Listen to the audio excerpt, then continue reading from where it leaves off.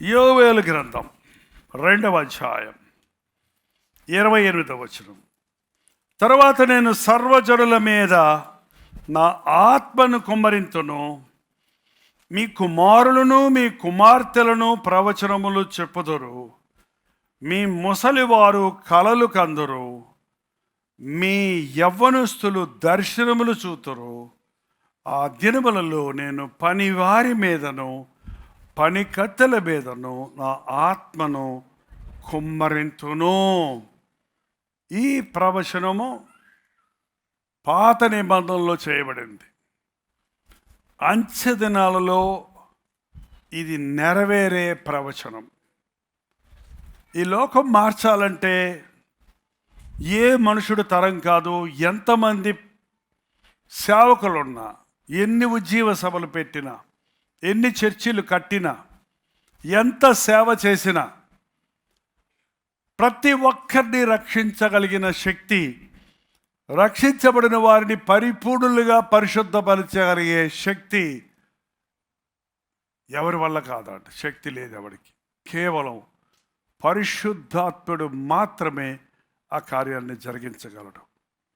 ఒక్కసారి ప్రకటన గ్రంథం 5వ అధ్యాయం తీయండి. ప్రకటన గ్రంథం 5వ అధ్యాయం 9 నుంచి చదువు. ఆ పెద్దలు, నీవు గ్రంథము తీసుకొని ముద్ర విప్పుటకు యోగ్యుడవు, నీవు వధించబడిన వాడవై నీ రక్తమిచ్చి, గమనించండి, ప్రతి వంశములోను ఆయా భాషలు మాట్లాడు వారిలోను, ప్రతి ప్రజలోను, ప్రతి జనములోను దేవుని కొరకు మనుష్యులను కొని మా దేవునికి వారిని ఒక రాజ్యముగా యాజకులుగాను చేసిటివి గనుక వారు భూలోకమందు ఏలుదురని కొత్త పాట పాడుదురు. ఆయా భాషలు మాట్లాడేవారు, ఆయా వంశముల వారు, ఆయా ప్రతి ప్రజ, ప్రతి జనము, ఏంటండి, ఎన్ని రకాల జాతులు, ఎన్ని రకాల వ్యక్తులు ప్రపంచంలో ఉన్నారో చూడండి. తెల్లవారు, నల్లవారు, ఎర్రవారు, పసుపువారు, పొట్టివారు, పొడుగువారు, అందరినీ సృష్టించిన సృష్టికర్త, ఏ ఒక్కడూ నశించకూడదన్న సృష్టికర్త, ఆయన రాకడకు ముందు ఇంకా సువార్త వినని వారందరూ ఎన్ని అవకాశాలు ఇచ్చినా ఈ పాస్టర్లు సేవ చేయటం లేదే. ఇంటింట సువార్త చెప్పమంటే కొద్ది జిల్లేతి కవర్ చేశారే. పుస్తకాలు, వాంగ్మయ పరిచర్య ఇచ్చి పుస్తకాలు, కరపత్రాలు పంచిపెట్టమంటే రీచ్ అవ్వలేకపోయారే. రేడియో ఇస్తే రీచ్ అవ్వలేకపోయారే. టెలివిజన్ ఇస్తే అందరికీ అందలేదే. పోనీ సోషల్ మీడియా ఇస్తే అందిపోయిందా? అందలేదే. అందినా ఎవరు మారటం లేదే. ఒకటి మనోనేత్రాలు తెరవబడనప్పుడు దేవుని కార్యాలు వాళ్ళకి అర్థం కావు. ప్రకృతి సంబంధమైన మనుషునికి దేవుని కార్యాలు అర్థం కావు. పుట్టక నుంచి అంధుడిగా ఉన్నవానికి రంగుల గురించి మీరు ఎంత చెప్పినా అర్థం కాదండి. ఒకసారి కళ్ళుండిపోతే వాళ్ళకి ఊహ ఉంటుంది. కానీ ఎప్పుడూ కళ్ళు తెరవకుండా చీకటినే చూస్తున్నవాడికి ఎరుపు రంగు, తెలుపు రంగు అంటే వాడికి ఏమైనా అర్థమవుద్దా? అర్థం కాదు. అంతే. ఎంత చెప్పినా సాతాను ఈ యుగ సంబంధమైన వారి మనోనేత్రాలకు ఏం చేసింది? అది గుడ్డితనం కలుగు చేసింది. కాబట్టి క్రీస్తులో ఉన్న సౌందర్యం, దేవుని ప్రణాళికలు వారికి అర్థం కావు. పరిశుద్ధాత్ముడు చేసే పని ఏంటంటే మూయబడిన కళ్ళు తెరుస్తాడు. యోధా మతంలో పెద్ద ప్రతిష్ఠుడు, ప్రాముఖ్యం పొందిన పరిచయుడు, ధర్మశాస్త్రం బాగా ఎరిగినవాడు ఎవరండి ఆయన? సౌలు. కానీ ఆయన ఏం చేస్తున్నాడు? యేసు ప్రభు నామములో ప్రార్థన చేసే వాళ్ళందరినీ ఏం చేస్తున్నాడు ఆయన? మా యోధా మతమే గొప్పది. యేసు ప్రభు ఎక్కడి నుంచి వచ్చాడు? వాళ్ళని చెదరగొట్టి, వాళ్ళని ప్రార్థన చేసుకోకుండా వాళ్ళని జుట్టు పట్టుకొని లాక్కొచ్చి వాళ్ళని చంపడానికి కూడా పర్మిషన్స్ తీసుకోవడానికి వెళ్తుంటే దమస్కు రోడ్డులో దేవుడు అతని కన్నులు తెరిచాడు. మిట్ట మధ్యాహ్నం మహాప్రకాశం అంట. మిట్ట మధ్యాహ్నం ఎంత ఉంటుందో చెప్పండి? ఎంత బ్రైట్గా ఉంటుంది? మిట్ట మధ్యాహ్నంలో ఎన్ని లైట్లు వేసినా అది లైట్లు కనపడతాయా? సూర్యరశ్మి వెలుగు ఎక్కువ ఉంటుందా? ఆ మిట్ట మధ్యాహ్నం నాడు మహాప్రకాశం చూశాడంటే సూర్యుడి కంటే వెలుగులో ఉన్న క్రీస్తు యొక్క దృశ్యాన్ని చూశాడు. ఎవరు ప్రభువా నీవు అని అడిగితే, నేను నీవు హింసించుచున్నా యేసుని అన్నప్పుడు కింద పడ్డాడు. ప్రభు నన్నేం చేయమంటావు అన్నాడు. 3 రోజులు కళ్ళు తెరవలేకపోయాడు, అన్నపానములు పుచ్చుకోలేదు. 3వ రోజు అననీయ వచ్చి ప్రార్థన చేసినప్పుడు కళ్ళల్లో నుంచి పొరలో రాలిపోయినాయి అంట. అప్పటిదాకా అతని కన్నులకి అవిశ్వాసపు మనోనేత్రాలు గుడ్డితనం కలుగు చేసింది సాతాను. ఆ 3 రోజులు బాహ్య నేత్రాలు మూసుకున్నాడు, కానీ మనోనేత్రాలు తెరవబడ్డాయి. ఆ 3 రోజులు యేసుక్రీస్తు రక్షకుడి శక్తిని, ఆయన పునరుద్ధానాన్ని, ఆయన బలమును, ఆయన ప్రేమను అవన్నీ గ్రహించుకోగలిగాడు అతను. కళ్ళు తెరిచేటప్పటికి ఆ సువార్త కోసమే బ్రతకటం, ఆ క్రీస్తు కోసమే బ్రతుకుతాడని తీర్మానించుకున్నాడు. పరిశుద్ధాత్ముడి కార్యాలు అంత అద్భుతంగా ఉంటాయి. అది ఈ అంచె దినాల్లో జరిగిస్తానంటున్నాడు. ఈ మనిషి మారడు, ఇటువంటి పరిస్థితి, ఇటువంటి వారు మారరు, ఈ జాతి వారు మారరు, ఈ భాష వారు మారరు అనే మాట మనమంటామేమో, కానీ దేవునికి అసాధ్యమైంది ఏది? పరిశుద్ధాత్మను కుమ్మరించినప్పుడు పశ్చాత్తాపం కలుగుతుంది. మీ కుమారులు, మీ కుమార్తెలు ప్రవచనములు చెప్పుదురు. ఎవరండి వాళ్ళు? ఎంతమంది కుమారులు కుమార్తెలు ఉన్నారో చేయి చూపించండి. హల్లెలూయా. దింపకండి ఉండండి. మీ బిడ్డలకు బైబిల్ కొనిచ్చారా? ఎల్కేజీలో ఉన్నప్పుడే మీ బిడ్డలకు బైబిల్ కొనివ్వండి. మీ బిడ్డలు దేవుని సన్నిధి తీసుకురండి. దేవుని మాటలు విననివ్వండి. సాతాను తంత్రాలు ఎదిరించేవారిగా మన పిల్లలు ఉండాలంటే దేవుని చేతుల్లో పెట్టాలి. నా బిడ్డను అభిషేకించని ఎంతమంది మీరు ప్రభు సన్నిధికి మీ బిడ్డలను తీసుకొచ్చారు? మీ బిడ్డలను దేవుని బలిపీఠం దగ్గర తీసుకొస్తే వాళ్ళు దేవునికి తెలుసు, కానీ వాళ్ళని ముందు పెట్టినప్పుడు దేవుని కన్ను దృష్టి ఆ బిడ్డ మీద ఉంటుంది. తన చిత్తము తెలియజేస్తారు. చిన్న పిల్లలప్పటి నుంచే మన బిడ్డలు ప్రవచించాలి. దేవుని మాటలు వారి నోట రావాలి, దేవుని పాటలు వారి నోట రావాలి. వారు మాట్లాడితే ఆ మాటలు దేవుని మాటలుగా ఉంటాయండి. అటువంటి ఆశీర్వాదం నా బిడ్డలు పొందాలని మనం మొరపెట్టుకోవాలి. మీ ముసలివారు కలలు కాంతురు. ముసలివారు ఏరి? ఎప్పుడు ముసలోడు అంటాడు ఒకడిని, ఎప్పుడు ముసలమ్మ అంటారు ఒకడిని. ప్రభుత్వమే సీనియర్ సిటిజన్ అంటే 62 అని మార్చేశారుగా. 50 ఎందుకు రిటైర్ అంటే 60 అన్నారు, ఇప్పుడు 62 అయిపోయింది. ఇప్పుడు ఇంకా కొన్ని దేశాల్లో సీనియర్ సిటిజన్ అంటే 72 తర్వాతే సీనియర్ సిటిజన్ అంట. అంతవరకు వాళ్ళు మనకు మందులు మాకలు ఉన్నాయి కాబట్టి మన వయసు పెరుగుతుంది, రోగాలు ఉన్నా కూడా ముక్కుతూనో ములుగుతూనో ఎటోగలాగా కళ్ళు పోతే కళ్ళజోడు కట్టుకోవటం, పళ్ళు పోతే పళ్ళు కట్టించుకోవటం, చెవులు అనకపోతే బ్యాటరీ పెట్టుకోవటం, నడవలేకపోతే కాలు సర్జరీ చేయించుకొని చెక్క కాలు పెట్టుకోవటం, ఏదో ఒకటి చేసుకొని లోకంలో నెట్టుకుంటూ పోతుంది బండి కదా. ముసలితనంలో ఇంకా చిగురిస్తారంట. మీ ముసలితనంలో కూడా మీరు నేను ఏం చేయనయ్యా ముసలిదాన్ని అయిపోయాను అనాల్సిన అవసరం లేదు. నన్ను ఏం చేయమంటావు ముసలోడిని అని అనక్కర్లేదు. ఏంటండి, నా వయసు గుర్తు చేసుకుంటే నేను ముసలోడిని అనిపిస్తుంది, కానీ నేను దాన్ని లెక్క చేయను. నేను ముసలోడిని కాదు. దేవుడు నాకు ఒక దర్శనం ఇచ్చాడు. దేవుడు నాకు ఒక కళ ఇచ్చాడు. కళను ముదిరితే దర్శనం అంటారు. ఏంటంటే దేవుడు నాకు ఒక గుర్రు ఇచ్చాడు. ఏంటి నీ కళ?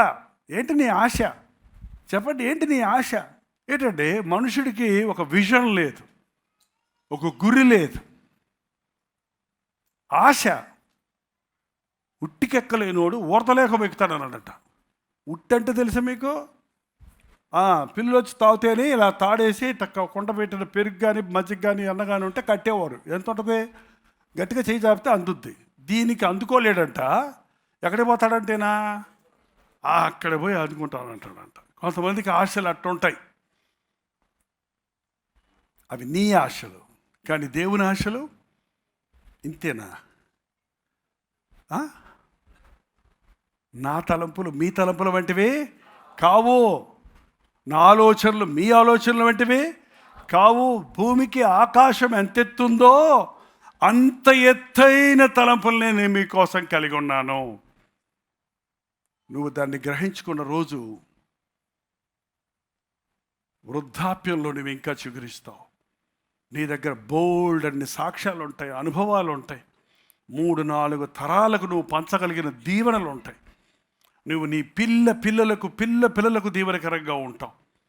ఈ రోజున అనేక మంది వృద్ధులు తల్లిదండ్రులకు బిడ్డలకు భారంగా తయారవుతున్నారే కానీ బిడ్డలకు ఆదరణగా లేరు.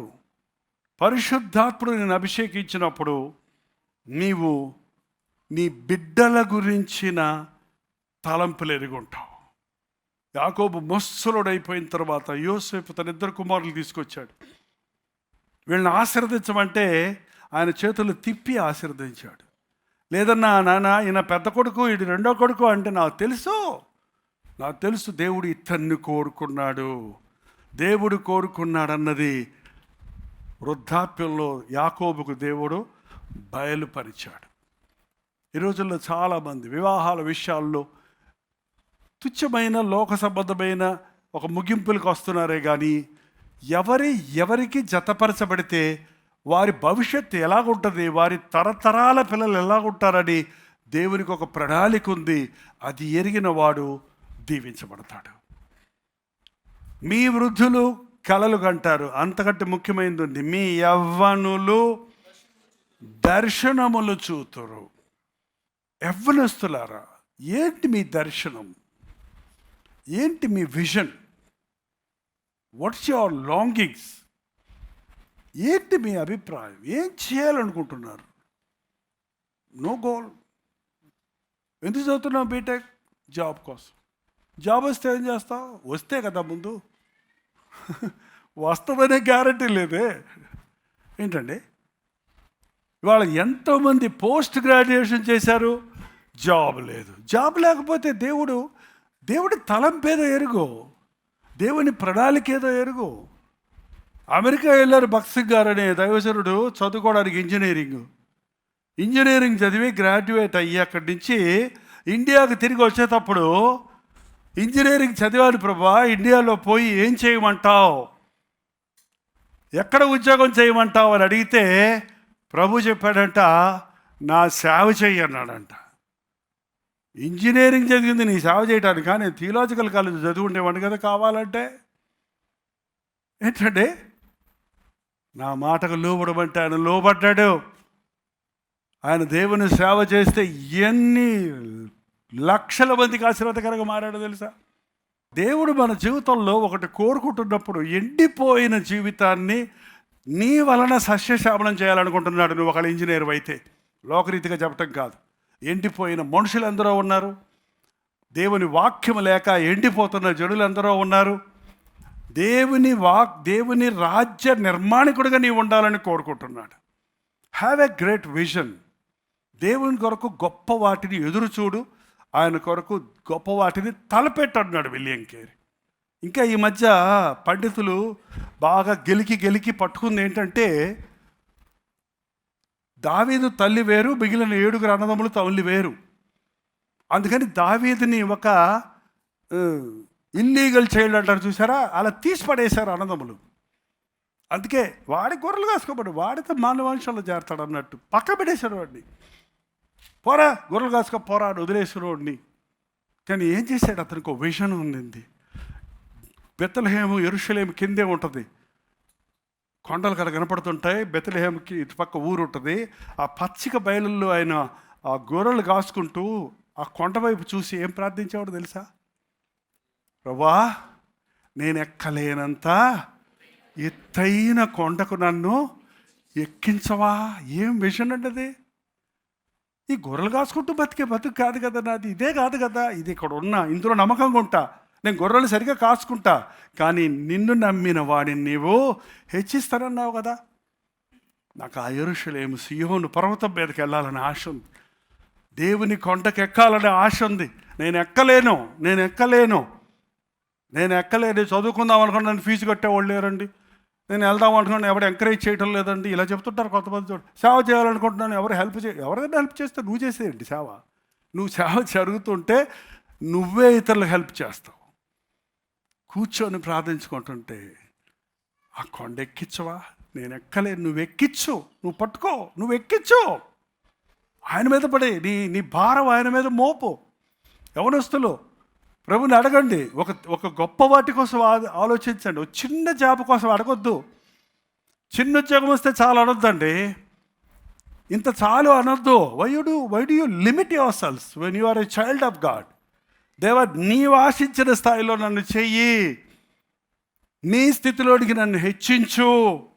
దేవుడి యొక్క విజన్ ఏంటి, దేవుని ఉద్దేశం ఏంటని నువ్వు తెలుసుకున్న రోజు ధన్యుడమవుతావండి. యవనస్తులారా, మీ దర్శనం ఏంటి, మీ విజన్ ఏంటి, మీ గురేంటి, మీ ఉద్దేశం ఏంటి మీకు తెలియకపోతే దేవుణ్ణి అడిగారా? దేవుణ్ణి అడిగినా చెప్పకపోతే, దేవా ఇదిగో ప్రభు దాసుడను, నీ చిత్తము చప్పున నాకు జరుగును గాక, నీవు నన్ను ఎందుకొరకు నిర్మించుకున్నావో అందుకొరకు పని వాడుకో అని చెప్పగలిగారా? చెప్పి చూడండి, అద్భుతాలు జరుగుతాయి. దేశాలకు మిషనరీలుగా మారిన మిషనరీల జీవిత చరిత్రలు చదువుతుంటే వాళ్ళల్లో అనేక మంది 19, 20, 22, 25 ఇయర్స్ లోపులోనే వారి జీవితాలు దేవునికి ఇచ్చినందున ఒక దేశానికే వాళ్ళు ప్రతినిధులుగా మారారంటే. నీకు దర్శనం కావాలంటే సిలువను చూడు, సిలువను ధ్యానించు, దేవుని వాక్యాన్ని చదువు. దేవుని వాక్యం చదువుతుంటే నీ హృదయం వెలుగుతుంది, నీ హృదయం తెరవబడుతుంది, దేవుని ప్రణాళికలు నీ ముందు కనబడతాయి. యవ్వనస్తులారా, దేవుని దర్శనమును చూచి దాని కొరకు ప్రయాసపడండి. 29 చివరిలో, ఆ దినములలో నేను పనివారి మీదను పని కత్తెల మీదను నా ఆత్మను కుమ్మరించదను. ఎవరున్నారు ఈ సంఘంలో పనివారు? సంఘంలో పనిచేసే వాళ్ళు ఎవరండి? ఒక్కసారి ఏమనుకోకుండా నిలబడతారా? సంఘంలో పనిచేసేవారు ఎవరు? ఏంటండి ఇవాళ వాగ్దానం ఇస్తున్నాడు మనందరికీ, ఇంతేనా, ఇంకెవరు లేరా పనివాళ్ళు? అన్నిటికంటే పెద్ద పని ఒకటి ఉంది, మీకు తెలుసా? ఆ పని తెలీదా? సులభమైన పని, కష్టమైన పని. అదేంటది? సులభమైన పని, కష్టమైన పని ఏంటో తెలుసా? అది ప్రార్థించటం. ప్రేయింగ్ హైడ్, ప్రార్థనాపరుడైన హైడ్ అనే ఆయన మన దేశానికి మిషనరీకి వచ్చాడు. నేను మిషనరీగా వెళ్తానన్నాడు. చూస్తే బక్కపలుచుకుంటాడు. వాయిస్ ఎలాగుంటుందంటే మరి నేను అంత స్లో వాయిస్. పాపం ఆయన గంభీరమైన స్వరం లేదు, గంభీరమైన ఫిజిక్ లేదు, శరీర దృఢం లేదు. నువ్వే మిషనరీ అవుతావయ్యా? ఇంత వీక్గా ఉండడు, నువ్వు సిక్ అయిపోతావు ఇండియా వెళ్తే అంటే. నేను వెళ్ళాలి, దేవుడు నాకు భారం పెట్టాడు అని దేశానికి వచ్చి ఏం చేయలేక ఏం చేశాడో తెలుసా? ప్రార్థన చేయటం మొదలుపెట్టాడు. గంటల తరబడి ప్రార్థన చేయటం మొదలుపెట్టాడు. ఆయనకు ఒక పక్కన అసిస్టెంట్ ఉండేవాడంట. అయ్యా, చాలాసేపటి నుంచి ప్రార్థన చేస్తారు, కొంచెం భోంచేసి ప్రార్థించండి. ఇంకొంచెం సేపు ఉండయ్యా అని పొద్దున మొదలెట్టినోడు మధ్యాహ్నం భోజనం లేదు, బ్రేక్ఫాస్ట్ లేదు, సాయంత్రం లేదు, అర్ధరాత్రి అయినా కూడా ఇంకొద్దులే అయ్యా, ప్రార్థనలో నాకు బలం వచ్చిందని చెప్పేవాడు. చేసి ఒక్కసారి ఉద్యోగ సభ పెట్టాడండి. ఉద్యోగ సభలో 15 నిమిషాలు వాక్యం చెప్పాడు. వాక్యం అయిన తర్వాత 45 నిమిషాలు ప్రార్థన చేయించాడండి. ఆమెను అన్నా కూడా ఎవరు లేవటంలో ఇంకా చేసుకుంటూనే ఉన్నారంట, ప్రార్థన చేసుకుంటూనే ఉన్నారు. అదండి ఉజ్జీవం. యాంచ దినాల్లో ప్రభు అంటున్నాడు, నా ఆత్మను నేను కుమ్మరించినప్పుడు మీ మధ్య అటువంటి ఉజ్జీవం చూడాలి. సంఘాలలో ఈ రోజున అటువంటి ఉజ్జీవం చూడాలి. ప్రభు అన్నాడు, ఈరోజు వాగ్దానం ఇస్తున్నాడు, పనివారలారా, పనిగత్తలారా. నేను కాదు చెప్పే, దేవుని వాక్యం చెబుతుంది. ఏమంటున్నారు? నా ఆత్మను మీ మీద కొంచెం ఇస్తానా? గ్లాస్ ఇస్తానా? చెంచాడు ఇస్తానా? నా ఆత్మను మీ మీద కుమ్మరిస్తా. హల్లెలూయా. ఇప్పుడు ఒకసారి తల వంచండి, ఒక్క నిమిషం అడగండి, ప్రభు నీ ఆత్మ నా మీద కుమ్మరించయ్యా. నా పనిలో నేను నమ్మకంగా ఉండడానికి, నా పనంలో నేను నీ శక్తితో పనిచేయడానికి, నీ జ్ఞానముతో పనిచేయడానికి, నీ మహిమార్థమై పనిచేయడానికి, నా పని ద్వారా ఆత్మలు రక్షించబడాలని ఆశ నాకు దయచేయ్యా. దేవుడి నామానికి మహిమ రావాలని ఆశ దయచేయ్యా. మా చేతులు బలపరిచయ్యా నీ పనులు చేయటానికి, మా మనసును స్థిరపరిచయ్యా నీ పనులు చేయటానికి. నీ అభిషేకం మాకు కావాలయ్యా, నీ జ్ఞానం మాకు కావాలయ్యా, నీ అందు విశ్వాసం మాకు కావాలయ్యా, మాకు మంచి ప్రార్థనాత్మ కావాలయ్యా, మాకు దర్శనం ఉండాలయ్యా, మాకు గుర్రు ఉండాలయ్యా, మాకు భారం ఉండాలయ్యా. ఈరోజు మా హృదయాలను సేవ భారంతో నింపయ్యా, ఆత్మల భారంతో నింపయ్యా. ప్రతి ఒక్కరికి ఈరోజు నీ వాగ్దానము చేసినట్లుగా నీ ఆత్మను మా మీద కుమ్మరించు నాయన, కుమ్మరించుము తండ్రి. ప్రతి ఒక్కరిని తండ్రి ఆత్మ వరములతో నింపుము నాయన. స్థిరమైన విశ్వాస జీవితములో ఎదుగుటకు, దేవుడి దర్శనములు పొంది నడుచుటకు, దేవుడిచ్చిన కృపలను బట్టి దేవుడి చేతుల్లో వాడబడుటకు నీవు అభిషేకించయ్యా. ఒక్కసారి నీవు అభిషేకిస్తే నాయన, దావీదు స్తుతిస్తూ పాడుతుంటే దురాత్మలు పారిపోయినట్లుగా మా జీవితాల్లో అటువంటి ఆత్మ కార్యాలు చూడాలయ్యా. నీ మందిర ఆవరణలో నీ ఆత్మ కుమ్మరింపు దయచేయి నాయన. ఇది మొదలుకొని నేను మిమ్మల్ని ఆశీర్వదించిన వాగ్దానము నీ సన్నిధిలో నిలబడిన పని వారి మీదను, పని కత్తెల మీదను నీ ఆత్మను కుమ్మరింపజేసిన ఆయన శ్రేష్టమైన సేవను కొనసాగించుటకు, నీ రాకడ వరకు నీవు అప్పగించిన కార్యాలలో ముందుకు సాగుటకు సహాయం చేయమని క్రీస్తు నామములో అడుగుచున్నాను తండ్రి, ఆమేన్. హల్లెలూయా. బెంగళూరు పరిసర ప్రాంతాల్లో ఉన్న వారికి శుభవార్త.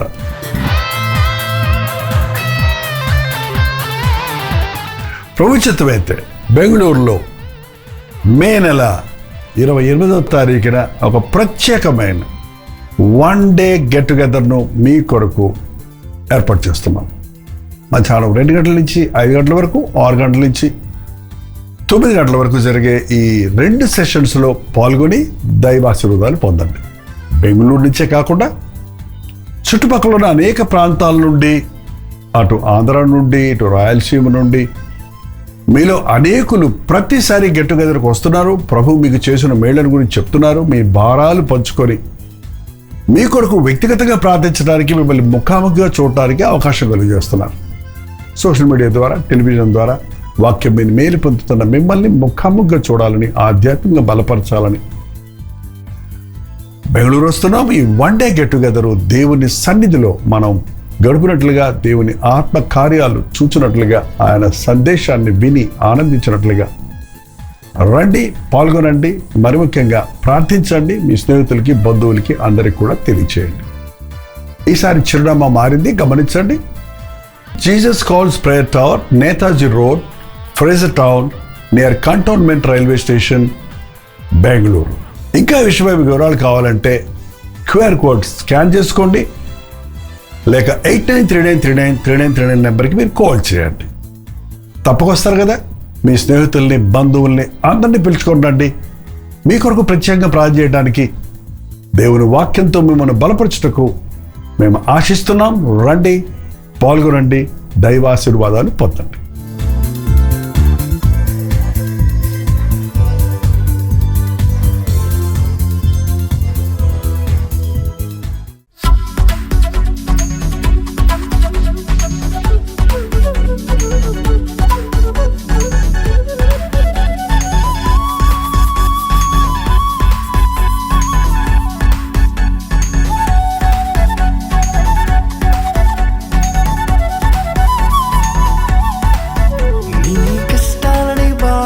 శ్రమలన్నీ తీర్చే అనాథుడు యేసే.